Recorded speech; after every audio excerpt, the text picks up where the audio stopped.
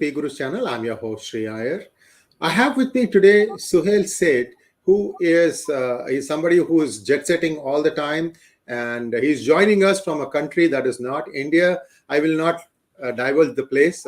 He can tell us whether he wants to or not. But the more important thing is doing business with the Middle East has an art and a science and something else. And he will let us know what he feels are the essential ingredients to succeed while doing business in the Middle East. Suhel, namaskar and welcome to PGurus channel.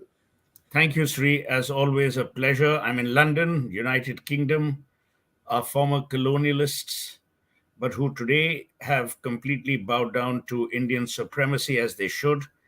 The House of Tata is the largest employer in the United Kingdom. More and more Indians carry a lot of academic and commercial heft. And I think we're all in a good place.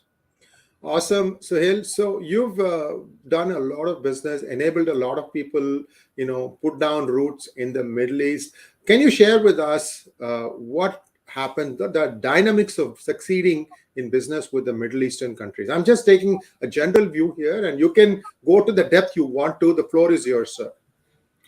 So I've been involved with the Middle East now for almost 20, 25 years.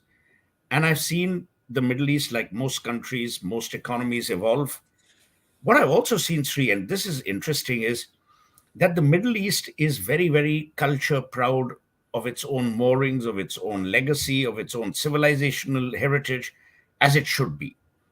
There is no one Middle East.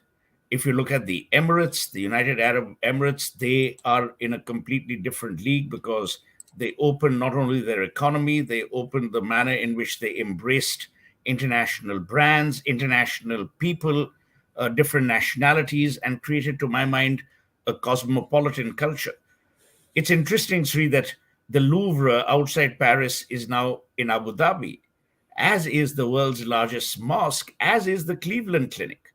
So it's interesting to see how the UAE has used global expertise to bring it in to the United Arab Emirates. You also today have a minister for tolerance, you have a minister for love, minister for trust. They, to my mind, are at the cutting edge of two things. One is where they're marrying technology with commerce, and where they're marrying soul with art, both of which are important. If you travel around and you see what's happening within the Middle East today under MBS, in Saudi, I'm seeing visible changes. In fact, I've often spoken and written about the fact that very soon Riyadh will kind of resemble Dubai, if not overtake it. There has been a lot of liberalization, both in human terms as well as commercial terms.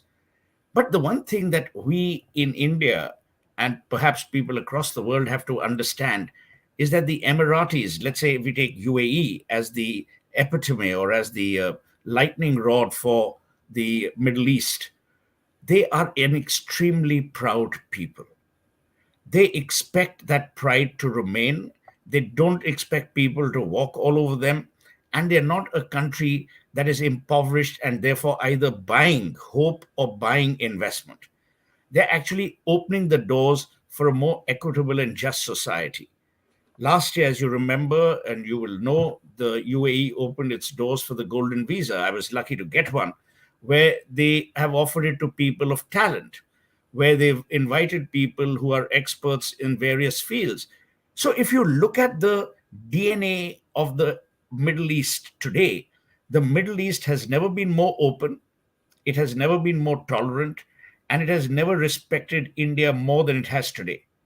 When Prime Minister Modi went there day before, on June 28, to condole the death of the present ruler's father, the fact that Sheikh Mohd came right to the aircraft to receive the Prime Minister and then see him off is a big sign. Why is it a big sign? It is not about the fact that he had just come and, it's not optics. Today, a lot of Indians are employed in the UAE as they are in other parts of the Middle East. It is also a signal of the respect that both Narendra Modi and India command in the Arab world, in the Middle East, because of the enormous pool of talent that India has provided. be it in the arts, be it in the world of medicine, be it in the world of construction. And I'm not talking about just blue collared workers. Today, I mean, there's a joke that Dubai is India's finest Indian city. So, Yes, yes. the joke bit apart, today more and more people are investing in the UAE. They're investing in the Middle East by and large. And I'm seeing that as a great sign. We have to be only cognizant of three things. Number one, that we are still guests in that country and we need to behave like that. Number two, we need to temper our expectations. Sometimes some silly people say, oh, but what about democracy, freedom of speech? You have as much freedom as long as you don't abuse it. And the third is we've got to be also mindful of certain little things that they expect from people who are living there and may not be locals. And as long as we satisfy these three criteria, we're absolutely fine. Wonderful, Suhail. So you kind of set the template for succeeding in business in Middle East. As far as I know, I mean, I may have interacted with several, big business heads.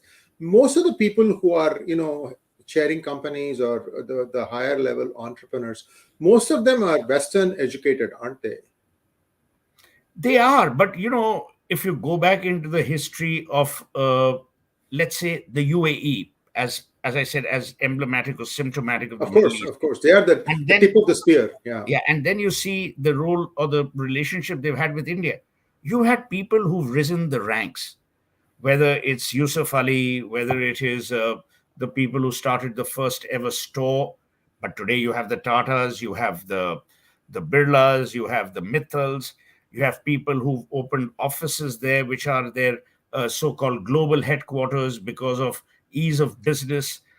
Today, more and more people are investing in real estate because those laws have been relaxed. Earlier, there were problems with this thing. But Sri, what is very important is that they've also changed the color of what the UAE was earlier known as.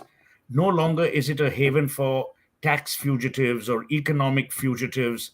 No longer is it possible for you to wash your money in the UAE or in the Middle East, because they are now part of a global network, both in transparency and ethics.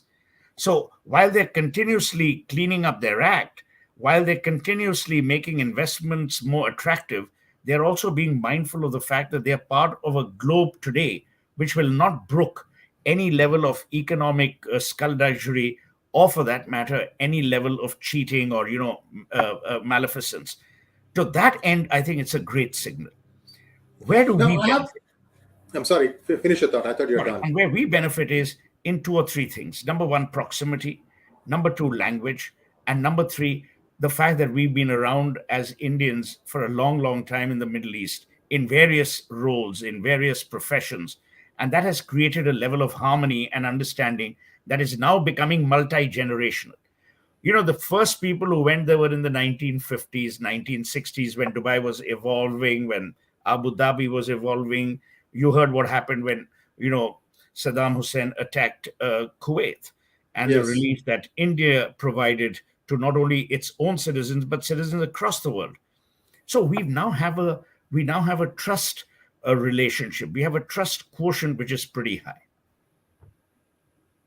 So, Sohail, this transition of Israel, I'm sorry, not Israel, UAE, from being a tax haven to now being a part of the global system, I see two things that happened in the last 5 years that perhaps led to this. And I want you to tell me or tell our viewers which one was more significant. Which one was more significant?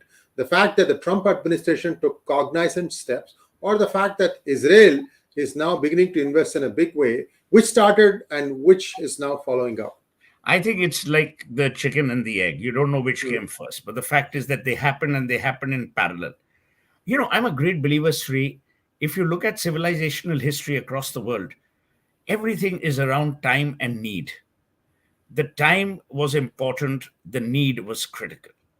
The time was important for a Trump or an American administration to recognize that they couldn't play one against the other because it was serving no economic value. America, as you know, is all about economic value. They couldn't care less about values per se. The second is that you could not and you shouldn't ignore any part of the world which is throbbing economically or which adds value to your economic bucket, as it were. So I think both things happened in a very in a very remarkable way. And the fact that the UAE also opened its doors, you remember what happened in between when the Saudis actually put Qatar on ice, and we had all those simmering tensions. Those have also been done away with. The UAE, and for that matter, the entire Middle East today, relies more on diplomacy rather than ego, more on the present and future rather than on historical bad blood. And I think that's a great sign both of evolution and gravitas. So, Suhail, we see now that UAE and Saudi Arabia are sort of the leaders, UAE first and then Saudi next. And Saudi, I don't know if it has officially recognized Israel yet, but it might happen. But there are three or four other countries. Bahrain and a few North African Islamic countries also have recognized Israel. Um, what do you think it's going to take for some countries which are straddling both sides to sort of realize, wake up and smell the coffee, that UAE has a good template going for those countries who are rich in natural resources? What are your thoughts? I think what's also happening, Sri, it's begun to happen even within the Emirates. If you look at United Arab Emirates per se, Abu Dhabi was much more closed in and insular than Dubai was. Dubai, because again, it has a visionary ruler, and the ruler in Dubai has always embraced cutting edge technology, embraced global icons. If you saw, they were the first people to invite people like Tiger Woods and Roger Federer, and create sport as a passport or as a gateway. Expo 2020, which happened last year, I mean this year actually. So I'm seeing today a lot of competitive federalism within the structure of UAE, which other countries are beginning to ape and beginning to recognize that, look, we can't miss the bus.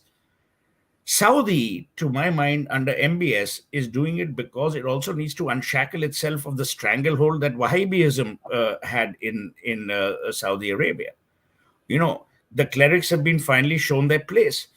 That while religion is important, it's private. Religion cannot be dictating the economy.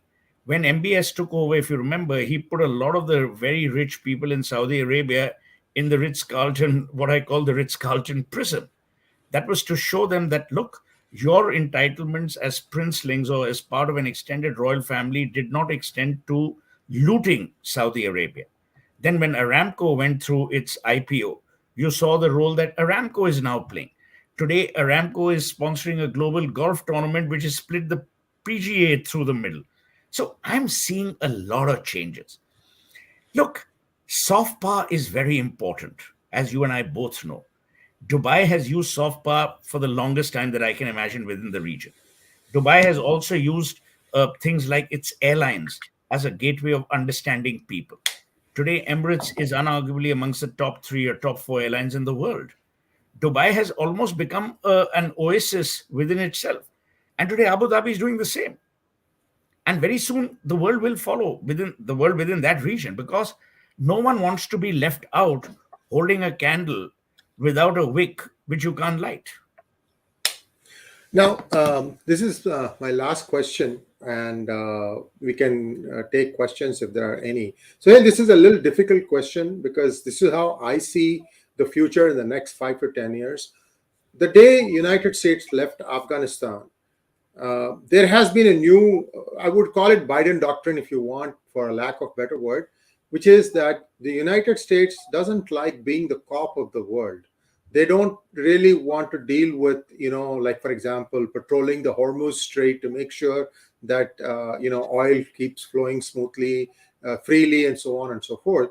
And you're now again seeing in the case of Ukraine, the United States could have given NATO membership, or the NATO could have admitted Ukraine, but they did not, even though the buildup from the Russia was for several months. So what I'm trying to say is, as the United States starts becoming more inward looking and pulling away from being the cop of the world, do you think the Middle East, which is a tinderbox, do you think they can sort of manage themselves looking at the fact that there are two big powers, each one trying to wrest the leadership of the Islamic world.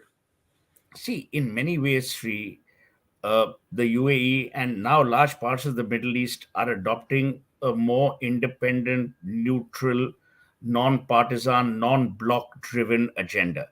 You can't say that, the UAE is China's stooge or America's stooge. And likewise with Saudi Arabia.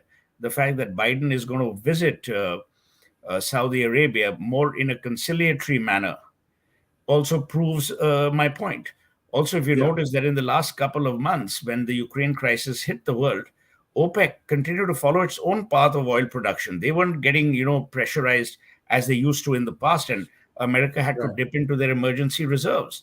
right. So I don't see the UAE, or for that matter, the Middle East, being the slave or the whipping boy or the convenient toolkit for any superpower, be it America or China. B. I think both the UAE and large parts of the Middle East, including Saudi Arabia, have traveled much further than they were when they were deeply linked because they needed, help in defense, blah blah blah. Today, the relationship that the Middle East has with France, with Germany, independent of everything else, only proves my point that the Middle East today is actually entering a phase of economic and political neutrality and political independence. And that's a good sign. And viewers, at this point of time, I'd like to see if there are any questions. I don't think we have any questions today. So, Suhel, that was a wonderful sharing of thoughts. And I don't think people have really listened from this perspective. See, I'm also looking at India as an aspirational business class where the younger generation start thinking, wow, Dubai has all these things that they have to offer. Can I take advantage of that? Things of that nature. So thank you so much, Suhel, Thank for you. taking time out to be with us and share your thoughts. And viewers, please like, share, and subscribe to our channel, and don't forget to click on the bell button for notification. Thank you once again. Namaskar. Namaskar.